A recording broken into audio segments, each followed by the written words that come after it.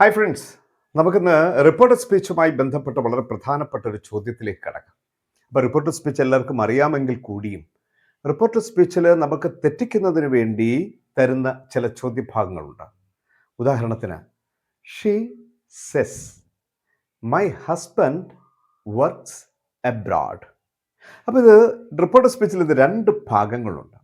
എന്താണ്? ഒരു ഭാഗം ഏതാണ്? റിപ്പോർട്ട് ചെയ്യുന്ന വെർബ് വരുന്ന ഭാഗം ഷീ സെസ് എന്നാണ്.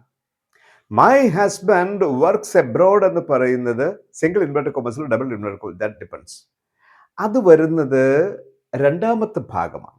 അപ്പോൾ ഇതിനെ രണ്ടിനെയും യോജിപ്പിച്ചുകൊണ്ട് വേണം നമുക്ക് റിപ്പോർട്ടർ സ്പീച്ച് തയ്യാറാക്കാൻ. അങ്ങനെയാണെങ്കിൽ ഇതെങ്ങനെ റിപ്പോർട്ട് ചെയ്യും? അപ്പോൾ പല ചോയ്സ് നിങ്ങൾക്ക് തരും. She cess that her husband was abroad, works abroad. She says that her husband worked abroad. She says that her husband is working. അങ്ങനെ പല പല ചോയ്സുകൾ ഉണ്ടാകും. ആക്ച്വലി ഇതിൻ്റെ ഉത്തരമെന്ന് പറയുന്നത് ആദ്യം നമുക്കതൊന്ന് പഠിച്ചിട്ട് അതിൻ്റെ കാരണത്തിലേക്ക് കിടക്കാം. She says that her husband works abroad. അത് തന്നെയാണ് ഉത്തരം. കാര്യം എന്താണ്? ഇവിടെ റിപ്പോർട്ട് ചെയ്യുന്ന വെർബ് പ്രസൻറ്റ് ടെൻസിലാണ് വന്നിരിക്കുന്നത്. സെസ്, സെയ്സ് എന്നല്ല, സെസ് എന്ന് ഉച്ചരിക്കണം. ഷി സെസ്, പിന്നെ കണക്ടറുണ്ട് ദാറ്റ്. അത് നമ്മൾ ചേഞ്ച് ചെയ്യുന്നില്ല.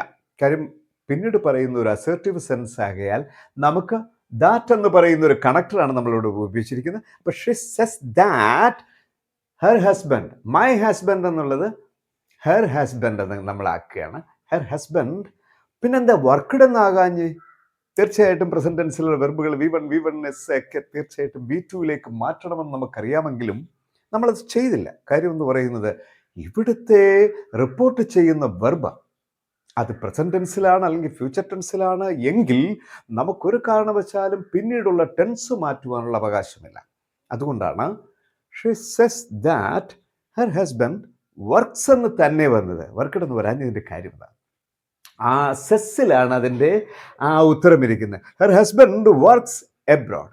അപ്പോൾ തീർച്ചയായിട്ടും ഇതുപോലുള്ള വീഡിയോയ്ക്ക് വീണ്ടും നമുക്ക് കാതോർത്തിരിക്കാം. Bye, see you. Thank U.